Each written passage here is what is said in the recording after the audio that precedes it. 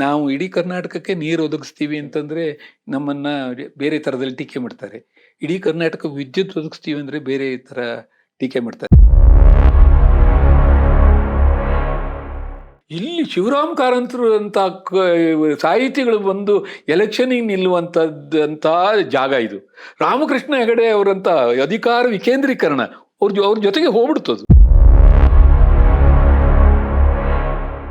ಕನ್ನಡ ಜಿಲ್ಲೆಯಲ್ಲಿ ಒಂದು ಮಂಗನ ಕಾಯಿಲೆಗೆ ಸತ್ರೆ, ಬೆಂಗಳೂರಿನಲ್ಲಿ ಯಾವುದೋ ಒಂದು ಆಕ್ಸಿಡೆಂಟ್ ಸತ್ರೆ, ಅಥವಾ ಕೇರಳದ ಒಂದು ಆನೆ ತುಳಿದು ಸತ್ರೆ 10 ಲಕ್ಷ ಕೊಡ್ತಾರೆ. ಇಲ್ಲಿ ಮಂಗನ ಕಾಯಿಲೆಗಿಂತ ಸಾಯುವುದು ಜೀವ ಅಲ್ವಾ ಅದು? ಒಂದು ಕಡೆ ಶಿವಮೊಗ್ಗದಲ್ಲೂ ಸತ್ರು, ಇಲ್ಲೂ ಸತ್ರು. ಒಂದು ಕಡೆ ಒಂದು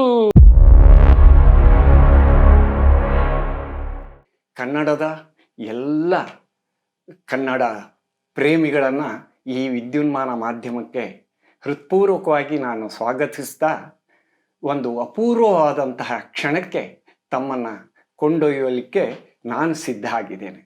ನಮ್ಮ ನಡುವೆ ಇರುವಂತಹ ಒಬ್ಬ ಕನ್ನಡದ ಪ್ರಜ್ವಲಪೂರ್ಣ ಕಲಾವಿದರು ಅಂತಲೇ ಹೇಳಬೇಕಾದಂತಹ ಲೇಖಕರನ್ನು ಇವತ್ತು ನಾವು ಈ ವಿಶ್ವಂಭರಕ್ಕೆ ಆಮಂತ್ರಿಸಿದ್ದೇವೆ. ಅವರನ್ನು ನಾವು ಸ್ವಾಗತಿಸೋಣ. ಅವರೇ ಪುನರ್ವಸು ಕಾದಂಬರಿಯಿಂದ ತಮಗೆಲ್ಲರಿಗೂ ಚಿರಪರಿಚಿತರಾದಂತಹ ನಮ್ಮ ಪ್ರೀತಿಯ ಗಜಾನನ್ ಶರ್ಮಾ ಅವರನ್ನು ಹೃತ್ಪೂರ್ವಕವಾಗಿ ಈಗ ಸ್ವಾಗತಿಸ್ತಾ ಇದ್ದೇನೆ. ಶರ್ಮರಿಗೆ ನಮಸ್ಕಾರ. ನಮಸ್ಕಾರ ಸುಬ್ರಾಯಮೂರ್ತಿ. ಪ್ರಿಯ ವೀಕ್ಷಕರೇ, ಈ ವಿಡಿಯೋನ ನೋಡೋದಕ್ಕೂ ಮೊದಲು ನಮ್ಮ ಚಾನೆಲ್ ಅನ್ನ ಇನ್ನು ಸಬ್ಸ್ಕ್ರೈಬ್ ಮಾಡ್ಕೊಂಡಿಲ್ಲ ಆದ್ರೆ ತಕ್ಷಣವೇ ಸಬ್ಸ್ಕ್ರೈಬ್ ಮಾಡ್ಕೊಳ್ಳಿ. ಹಾಗೆ ವಿಡಿಯೋ ಇಷ್ಟ ಆಗಿದ್ರೆ ಶೇರ್ ಮಾಡಿ. ಗಜಾನನ್ ಶರ್ಮಾ ಹಲವು ಆಯಾಮಗಳು ಇರುವಂತಹ ವ್ಯಕ್ತಿ. ಸಾಂಸ್ಕೃತಿಕ, ತಾತ್ವಿಕ, ಧಾರ್ಮಿಕ ಮತ್ತು ವೈಜ್ಞಾನಿಕ, ಇಷ್ಟೆಲ್ಲ ಆಯಾಮಗಳಿಂದ ಸಮೃದ್ಧಗೊಂಡಿರುವ ಅವರ ವ್ಯಕ್ತಿತ್ವ ನಮ್ಮ ಪರಂಪರೆಯನ್ನು ಪೋಷಿಸುವ ಕೆಲಸದಲ್ಲಿ ನಿರತರಾಗಿರುವಂಥದ್ದು ನಮ್ಮ ಕನ್ನಡದ ಭಾಗ್ಯ, ಕನ್ನಡದ ಸಾಹಿತ್ಯದ ಭಾಗ್ಯ.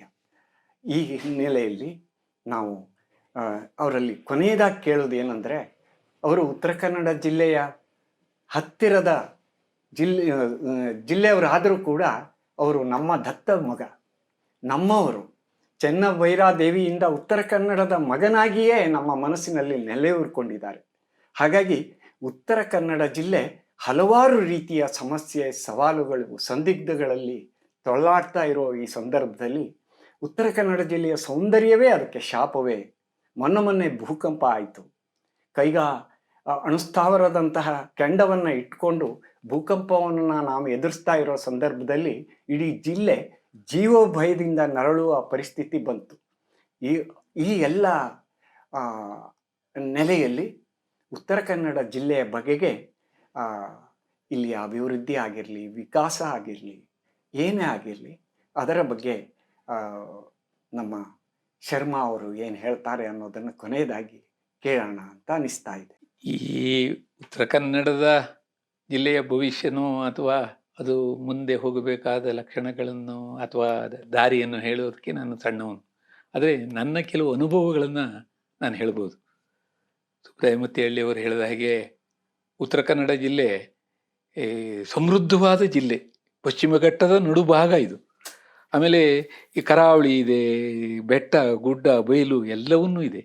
ಈ ಮಲೆನಾಡಿನ ನಮ್ಮ ಜಿಲ್ಲೆಗಳೇನಿದಾವೋ, ನಾವು ಕೊಡಗು, ಹಾಸನ, ಚಿಕ್ಕಮಗಳೂರು, ಶಿವಮೊಗ್ಗ, ಉತ್ತರ ಕನ್ನಡ ಮತ್ತು ಬೆಳಗಾವಿ, ಇದಿಷ್ಟನ್ನು ಲೆಕ್ಕ ಹಾಕಿದ್ರೆ ನಾವು ಇಡೀ ಕರ್ನಾಟಕಕ್ಕೆ ನೀರು ಒದಗಿಸ್ತೀವಿ ಅಂತಂದ್ರೆ ನಮ್ಮನ್ನ ಬೇರೆ ತರದಲ್ಲಿ ಟೀಕೆ ಮಾಡ್ತಾರೆ.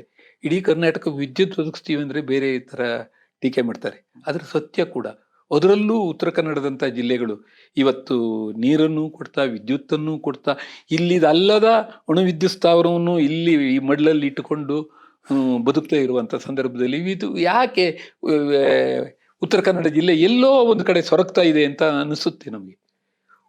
ಒಂದು ಕಾಲಘಟ್ಟದಲ್ಲಿ ಇಡೀ ಉತ್ತರ ಕನ್ನಡ ಜಿಲ್ಲೆ ಒಂದು ಸಮುದಾಯವಾಗಿತ್ತು. ಒಂದು ಸಮುದಾಯ. ನಾನು ಆಗ ಹೇಳಿದಾಗೆ ಸಹಕಾರ ಮತ್ತು ಸ್ವಾತಂತ್ರ್ಯ ಹೋರಾಟದಲ್ಲಿ ಮಾತ್ರ ಅಲ್ಲ, ಪ್ರತಿನಿತ್ಯದಲ್ಲಿ ಇಲ್ಲಿ ಈ ಒಂದು ಸಮುದಾಯದ ಬದುಕಿತ್ತು. ಅನಂತ ರೆಸಿಡೆನ್ಸಿ ಶಿರಸಿಯಲ್ಲಿ ವ್ಯವಸ್ಥಿತವಾಗಿ ಮಾಡಿರುವ ಲೇಔಟ್ ಇದು. ಕೇವಲ 12 ಲಕ್ಷ ರೂಪಾಯಿಯಿಂದ 30-40 ಸೈಟ್ಗಳು ಆರಂಭ. ಶಿರಸಿಯಿಂದ 7 ಕಿಲೋಮೀಟರ್ ದೂರದಲ್ಲಿ ಅಂಡಗಿ ರಸ್ತೆಯಲ್ಲಿನ ನುರುಕಲಕೊಪ್ಪ ಗ್ರಾಮದಲ್ಲಿನ ಲೇಔಟ್ 3040 3050 ಅಳತೆಯ ಸೈಟ್ಗಳು ಲಭ್ಯ. ಈಗಾಗಲೇ ಮನೆಗಳನ್ನು ಹೊಂದಿ ಜನವಸತಿ ಇರುವಂತಹ ಲೇಔಟ್ ಇದಾಗಿದೆ. ಎಲ್ಲಾ ರೀತಿಯಾದಂತಹ ಸೌಕರ್ಯಗಳನ್ನ ಹೊಂದಿದೆ. ಇನ್ನು ಕೆಲವು ಸೈಟ್ಗಳು ಮಾತ್ರ ರಿಯಾಯಿತಿ ದರದಲ್ಲಿ ಮಾರಾಟಕ್ಕಿದೆ. ಆಸಕ್ತರು ಈ ಕೂಡಲೇ ಸಂಪರ್ಕಿಸಿ. ನನಗನ್ಸುತ್ತೆ ಇತ್ತೀಚೆಗೆ ನಾವು ಆ ಸಮುದಾಯದ ಬದುಕನ್ನ ತೊರಿತಾ ಇದ್ದೀವಿ ಅಂತೇಳಿ, ಅಂದ್ರೆ ಬಹಳ ಮುಂದುವರಿದಿದ್ದೀವಿ ಅನ್ನುವಂಥ ಭ್ರಮೆಯಲ್ಲಿ ನಾವು ಅಕ್ಕಪಕ್ಕದವ್ರನ್ನ ಮರಿತಾ ಇದ್ದೇವೆ. ಉದಾಹರಣೆಗೆ ಹೇಳ್ತೀನಿ ನಾನು, ಈ ಪ್ರವಾಸಿಗಳು ಜಾಸ್ತಿ ಬರ್ತಾರೆ, ಪ್ರವಾಸದಿಂದ ಉದ್ಯಮಗಳು ಬೆಳೆಯುತ್ತೆ, ಪ್ರವಾಸದಿಂದ ಬೇರೆ ಬೇರೆಯ ಥರ ಅನುಕೂಲಗಳಿದ್ದಾವೆ, ಎಲ್ಲ ಸರಿ. ಆದರೆ ಪ್ರವಾಸದ ಒಂದು ಮುಖ ಇದೆಯಲ್ಲ, ಇನ್ನೊಂದು ಮುಖ, ಬರುವಂತಹ ಒಬ್ಬ ವ್ಯಕ್ತಿಯ ಜೇಬಿನಲ್ಲಿ ದುಡ್ಡಿದೆಯೋ ಇಲ್ವೋ, ಜೇಬಿನಲ್ಲಿ ದುಡ್ಡಿದೆ ಅಂದರೆ ಅವನು ಮನುಷ್ಯ, ಇಲ್ಲ ಅಂತಂದ್ರೆ ಅಲ್ಲ ಅಂತೇಳಿ, ಇದು ನಮ್ಮವ್ರನ್ನೇ ನಮ್ಮಿಂದ ದೂರ ಮಾಡ್ತಾ ಇದೆ. ಯಾಕಂದ್ರೆ ನಮ್ಮ ಪಕ್ಕದವನ ಹತ್ರ ದುಡ್ಡು ಇಲ್ಲ ಅನ್ನೋದು ನಮ್ಗೆ ಗೊತ್ತಿದೆ ಅನ್ನೋ ಕಾರಣಕ್ಕಾಗಿ ನಾನು ಅವನು ಬಿಟ್ಟು ಬೇಕಾದ್ರೆ ಇನ್ನೊಬ್ಬ ಪ್ರವಾಸಿಯ ಹಿಂದೆ ಹೋಗುವಂತ ಪರಿಸ್ಥಿತಿ ಇದೆ. ಇದು ಆಗಬಾರ್ದು ಅಂತಂದ್ರೆ ನಾವು ಕೆಲವು ವಿಚಾರಗಳಲ್ಲಿ ಇವತ್ತಿನ ಎಲ್ಲ ಸೌಲಭ್ಯಗಳನ್ನು ಇಟ್ಟುಕೊಂಡು ಮನೋಭಾವದಲ್ಲಿ ಸಾಮುದಾಯಿಕವಾದ ಬದುಕಿನತ್ತ ಮತ್ತೆ ಒಳಗೊಳ್ಳಬೇಕಾಗಿದೆ. ಉದಾಹರಣೆಗೆ ನಾವು ಮೊದಲು ಒಂದು ಸಂಭ್ರಮ ಇರಲಿ, ಒಂದು ಸಂಕಟ ಇರಲಿ, ಊರು ಸೀಮೆ ಎಷ್ಟು ಒಟ್ಟಾಗಿ ಬದುಕ್ತಾ ಇದ್ವಿ. ಇವತ್ತು ನಾವು ಅದನ್ನು ಮರಿತಾ ಇದ್ದೀವಿ. ನಿಜ, ನಮ್ಮ ಯುವ ಜನರು ಉದ್ಯೋಗದ ನಿಮಿತ್ತ, ಸಾಧನೆಗಳ ನಿಮಿತ್ತ ಹೊರಗಡೆ ಹೋದ್ರು, ಅದು ಹೌದು. ಆದರೆ ಅಷ್ಟೇ ಆದರೂ ಕೂಡ ಒಂದು ಮನೆಯಲ್ಲಿ ಮುದುಕಿದ್ದಾರೆ, ಪಕ್ಕದಲ್ಲೂ ಮುದುಕಿದ್ದಾರೆ ಅಂದರೆ ಯಾವುದೇ ಭಿನ್ನ ಭೇದಗಳಿಲ್ಲದೆ ನಾವೆಲ್ಲರೂ ಒಟ್ಟುಗೂಡಿ ಬದುಕುವಂಥ ಒಂದು ಮನೋಭಾವ ಬೇಕು. ಜೊತೆಗೆ ಈ ಸಹಕಾರ ಚಳುವಳಿ ಏನು ಇಲ್ಲಿ ನಡೆದಿತ್ತೋ ಅದು ಇನ್ನಷ್ಟು ಬಲಗೊಳ್ಬೇಕು. ನಮಗೆ ಏನೋ ಒಂದು ತಪ್ಪು ಕಾಣುತ್ತಾ ಅಂತ ಬೆದಕಿ ಹುಡುಕಿ ಇಡೀ ಸಂಸ್ಥೆಯನ್ನು ಹಾಳು ಮಾಡೋದು ಬದಲು ನಾವೆಲ್ಲ ಒಟ್ಟಾಗೋದಕ್ಕೆ ಏನು ಕಾರಣ ಇದೆ, ನಾವು ಬೇರೆ ಆಗೋದಕ್ಕೆ ಕಾರಣಗಳನ್ನು ಹುಡುಕ್ತಾ ಇದ್ದೀವಿ. ಇವತ್ತು ಅದು ಒಟ್ಟಾಗೋದಕ್ಕೆ ಕಾರಣಗಳನ್ನು ಹುಡುಕ್ಬೇಕು ನಾವು. ಅದು ಇಂದಿನ ತುರ್ತು ಅಗತ್ಯ. ಇಲ್ಲಿ ನಾಳೆ ನಾವೆಲ್ಲರೂ ಬಿಡಿಯಾಗಿ ನಾಶ ಹೊಂದ್ಬಿಡ್ತೀವಿ. ಇವನು ಹೇಳ್ದಾಗೆ ಧರ್ಮರಾಯನ ಮಾತನ್ನೇ ಹೇಳ್ಬೇಕಷ್ಟೇ. ನಾವು ನಮ್ಮ ಒಳಗಿನ ಜಗಳಕ್ಕೆ ಅವರು 100, ನಾವು 50. ಆದ್ರೆ ಬೇರೆಯವರು ಬಂದಾಗ ನಾವು 150 ಅಂತ ನಾವು 150 ಸೇರಿ ಬೇರೆಯವ್ರ ಮೇಲೆ ಅಟ್ಯಾಕ್ ಮಾಡ್ಬೇಕು ಅಂತ ಹೇಳ್ತಾ ಇಲ್ಲ ನಾವು. ಆದ್ರೆ ಆ ಒಟ್ಟು ಮನೋಭಾವ ನಮ್ಮವರಿಗೆ ಬೇಕು. ಜೊತೆಗೆ ದುಡ್ಡು ಇವತ್ತು ಮುಖ್ಯ. ದುಡ್ಡನ್ನ ಅಥವಾ ನೀವೆಲ್ಲ ಅನುಭವಿಸ್ಬಿಟ್ಟಿದ್ದೀರಿ, ನಮಗೆ ಮಾತ್ರ ಏನು ದುಡ್ಡು, ನಾವು ಆ ಥರ ಹೇಳೋರು ಅಲ್ಲ. ಆದರೆ ದುಡ್ಡೇ ಸರ್ವಸ್ವ ಅಂದ್ಕೊಂಡು ಈ ಒಳಗಿನ ಪ್ರೀತಿಯ, ಈ ಒಳಗಿನ ವಿಶ್ವಾಸದ, ಈ ಒಳಗಿನ ಪರಸ್ಪರ ಸಹಕಾರ ಮನೋಭಾವದ ಬದುಕನ್ನು ಬಿಡ್ತಾ ಇರೋದು ಇವತ್ತಿನ ಒಂದು ದೊಡ್ಡ ಅಪಾಯ. ಖಂಡಿತವಾಗಿಯೂ ನಾವು ನೋಡಿ, ಬೆಡ್ತಿ ಅಘನಾಶಿನಿ ಹೋರಾಟಗಳು ಬಂದಾಗ ಇಲ್ಲಿ ಶಿವರಾಮ್ ಕಾರಂತರು ಅಂತ ಸಾಹಿತಿಗಳು ಬಂದು ಎಲೆಕ್ಷನಿಗೆ ನಿಲ್ಲುವಂಥದ್ದಂಥ ಜಾಗ ಇದು. ರಾಮಕೃಷ್ಣ ಹೆಗಡೆ ಅವರಂಥ ಅಧಿಕಾರ ವಿಕೇಂದ್ರೀಕರಣ ಅವ್ರ ಜೊತೆಗೆ ಹೋಗ್ಬಿಡ್ತದು.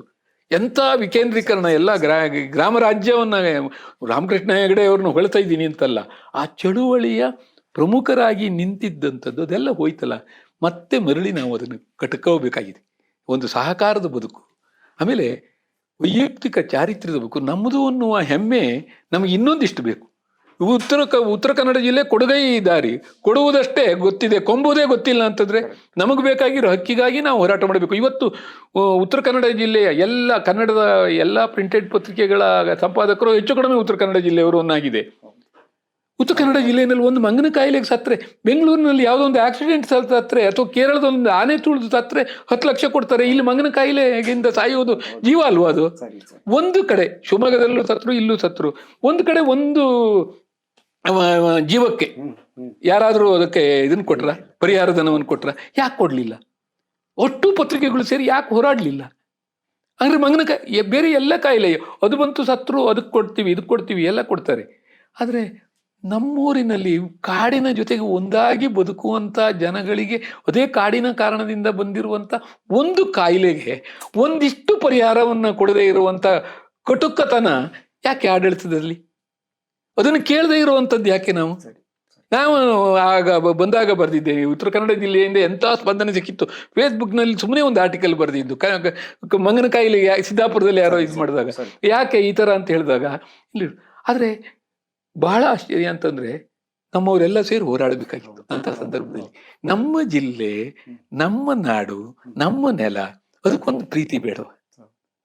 ಆ ಪ್ರೀತಿಯನ್ನು ಗಳಿಸ್ಕೊಳ್ಳೋಣ ನಾವು ನಿಜ ಇಡೀ ಪ್ರಪಂಚವನ್ನು ಪ್ರೀತಿಸೋಣ. ಆದರೆ ಹೆಚ್ಚು ಅಂದರೆ ಅದ್ರ ಜೊತೆಗೆ ಪ್ರಪಂಚದ ಎಲ್ಲ ತಾಯಂದ್ರಿಗೂ ಗೌರವ ಕೊಡೋಣ, ಎಲ್ಲ ತಾಯಿಯರ ಜೊತೆಗೆ ಅಕ್ಕ ಅಂತ ಇರ್ಸೋಣ. ಆದರೆ ನಮ್ಮ ಅಮ್ಮನಿಗೆ ಒಂದು ತೂಕ ಬೇಡವಾ ಜಾಸ್ತಿ, ಅದನ್ನು ಮಾಡೋಣ ಸ್ನೇಹಿತರೆ. ನಾನು ಅನ್ನೋದು ಉತ್ತರ ಕನ್ನಡವೇ ಇರ್ಬೋದು, ಯಾವುದೇ ನೆಲ ಇರ್ಬೋದು, ನಾವು ನಮ್ಮ ಬದುಕನ್ನು ಸಹ್ಯವಾಗಿ, ಸುಂದರವಾಗಿ ಮತ್ತು ಅರ್ಥಪೂರ್ಣವಾಗಿ ಬದುಕಬೇಕು ಅಂತಾದರೆ ನಮಗಿರೋದು ಒಂದೇ ಒಂದು, ನಾವು ನಮ್ಮ ಬದುಕನ್ನು ಸುಂದರಗೊಳಿಸ್ಕೊಳ್ಬೇಕು. ನಮ್ಮ ಸುತ್ತಲಿನ ಬದುಕು ಸುಂದರವಾಗುವುದಕ್ಕೆ ಕಾರಣ ಏನಿದೆಯೋ ಅದನ್ನು ನಾವು ಮಾಡಲೇಬೇಕು. ನೀವೇನು ಮಾಡ್ತೀರಿ, ನೀವು ಬೆಂಗಳೂರಲ್ಲಿ ಕೂತವ್ರು ಅಂತ ಪ್ರಶ್ನೆ ಮಾಡ್ಬೋದು. ಆದರೆ ಸತ್ಯ ಹೇಳಬೇಕು ಅಂತಂದರೆ ಆ ಊರಿನ ಪ್ರೀತಿಯನ್ನು ಇಟ್ಕೊಂಡಿದ್ದೀವಿ ನಾವು, ಊರಿನ ಕಷ್ಟ ಸುಖಗಳಲ್ಲಿ ಭಾಗಿಯಾಗ್ತೀವಿ, ಅಷ್ಟೇ ನಮ್ಮ ಹತ್ರ ಆಗೋದು. ಅದೇ ಥರ ಇಲ್ಲಿರೋರು ಕೂಡ, ಯುವಕರು, ನೀವು ಬೆಂಗಳೂರಿಗೆ ಹೋಗಿ ನೀವು ದುಡೀರಿ, ಎಲ್ಲ ಮಾಡಿ, ಆದರೆ ನಿಮ್ಮೂರಿನ ಬಗ್ಗೆ ಒಂದು ಹಿಡಿ ತೂಕ ಪ್ರೀತಿ ಜಾಸ್ತಿ ಇರಲಿ. ಅದು ಈ ಊರಿನ ಬದುಕನ್ನು ನೆಮ್ಮದಿಗೊಳಿಸುತ್ತೆ, ಈ ಊರಿನಲ್ಲಿ ಇರುವಂಥ ಹಿರಿಯರನ್ನು ಕಾಪಾಡುತ್ತೆ ಅಂತ ಹೇಳ್ಬೋದು ನಾನು. ಉತ್ತರ ಕನ್ನಡ ಜಿಲ್ಲೆಯ ಆರೋಗ್ಯಕ್ಕಾಗಿ ಉತ್ತರ ಕನ್ನಡ ಜಿಲ್ಲೆಯ ದತ್ತ ಮಗ ಇವತ್ತು ಒಂದು ಪ್ರಾಮಾಣಿಕವಾಗಿ, ಆತ್ಮೀಯವಾಗಿ ಬಯಸ್ತಾರಲ್ಲ, ಆ ಮೂಲಕ ನಮ್ಮನ್ನು ಆ ಒಂದು ಅಭಿವೃದ್ಧಿ ಅಥವಾ ವಿಕಾಸಕ್ಕೆ ನಮ್ಮನ್ನು ಸೆಳೀತಾರಲ್ಲ, ನಮ್ಮಲ್ಲಿಯ ಎಲ್ಲ ಕೊರತೆಗಳ ಬಗೆಗೆ ನಾವು ಸಾತ್ವಿಕವಾಗಿ ಆಕ್ರೋಶವನ್ನು ವ್ಯಕ್ತಪಡಿಸಬೇಕು ಅನ್ನೋ ಮಾತುಗಳನ್ನು ತಮ್ಮ ಮಾತುಗಳ ಮೂಲಕ ಈವರೆಗೆ ಅಭಿವ್ಯಕ್ತಿ ಮಾಡಿದರಲ್ಲ, ಇದು ಅತ್ಯಂತ ಖುಷಿ ಕೊಡುವಂತಹ ಸಂಗತಿ.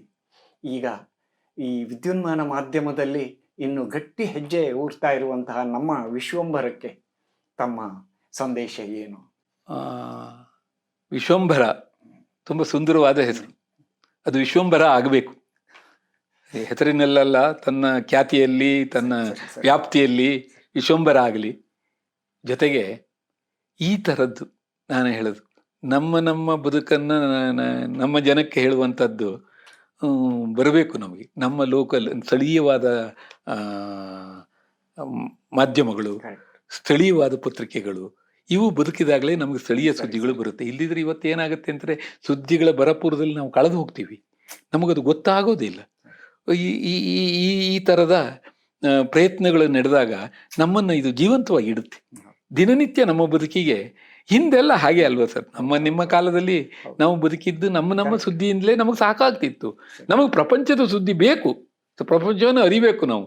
ಆದರೆ ನಮ್ಮ ಸುದ್ದಿ, ನಮ್ಮೊಳಗಿನ ಸುದ್ದಿ ನಮಗೆ ನೀಡಿದ ನೆಮ್ಮದಿಯನ್ನು ನಮಗೆ ಪ್ರಪಂಚದ ಇದು ಗೊತ್ತಾಗಲ್ಲ. ಎಂತ ಆಯಿತು ನಮ್ಮೂರಿನಲ್ಲಿ, ಆ ಊರಿನಲ್ಲಿ ಏನಾಯಿತು ಅನ್ನೋದು ಕೊಡುವಷ್ಟು ನಮಗೆ ನೆಮ್ಮದಿಯನ್ನು ಬೇರೆ ಯಾವುದೂ ಕೊಡಲ್ಲ. ಹಾಗಾಗಿ ಇಂಥ ಚಾನಲ್ಗಳು ಅಥವಾ ಇಂತಹ ಒಂದು ಮಾಧ್ಯಮಗಳು ಯಾಕೆ ಬೇಕು ನಮಗೆ ಅಂದರೆ, ನಾವು ನಮ್ಮನ್ನು ಅರಿಯೋದು, ನಮ್ಮನ್ನು ನಾವು ತಿಳ್ಕೋಬೇಕು, ನಮ್ಮವ್ರನ್ನ ನಾವು ತಿಳ್ಕೋಬೇಕು, ನಂತರ ಪ್ರಪಂಚವನ್ನು ತಿಳ್ಕೊಳ್ಳೋಣ. ಹಾಗಾಗಿ ನಾನು ವಿಶ್ವಂಭರ, ನಾನು ಇಲ್ಲಿ ಬಂದಿದ್ದಕ್ಕೆ ಅದರಲ್ಲೂ ನಮ್ಮ ಸ್ನೇಹಿತರಾದ ಸುಬ್ರಾಯ ಮತ್ತಿಹಳ್ಳಿಯವರಂತ ಅವರು ಪ್ರಶ್ನೆ ಕೇಳಿದಾಗಲೇ ಗೊತ್ತಾಗುತ್ತೆ ನನ್ನ ಉತ್ತರಕ್ಕಿಂತ ಅವ್ರ ಪ್ರಶ್ನೆಗಳು ಅದೆಷ್ಟು ಚೆನ್ನಾಗಿತ್ತು.